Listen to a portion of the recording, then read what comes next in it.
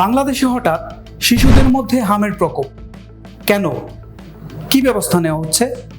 বাংলাদেশের রাজধানী ঢাকা সহ বেশ কিছু জেলায় হুট করে শিশুদের মধ্যে হামে আক্রান্ত হওয়ার প্রবণতা বেশি দেখা যাচ্ছে। যদিও স্বাস্থ্য বিভাগ বলছে সারা দেশেই শিশুরা এ রোগে আক্রান্ত হচ্ছে।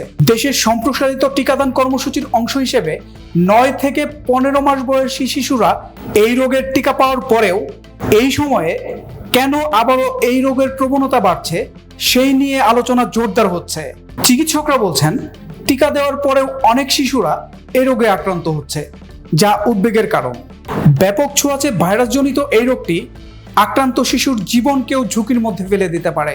তবে এবার আক্রান্ত রোগীদের উপসর্গ বিবেচনা করে চিকিৎসা দেওয়া হচ্ছে এবং তাতে তারা সুস্থ হচ্ছেন বলেও তারা জানিয়েছেন। গতকাল রোববার এক অনুষ্ঠানে স্বাস্থ্যমন্ত্রী সর্দার সাখাওয়াত হোসেন বকুল জানিয়েছেন পরিস্থিতি সামাল দিতে 600 কোটি টাকা নতুন করে বরাদ্দ দেওয়া হয়েছে। তিনি অভিযোগ করেছেন গত 8 বছর অতি সংক্রামক এই রোগটির টিকা না দেওয়ায় এখন হামের প্রকোপ আবার দেখা যাচ্ছে।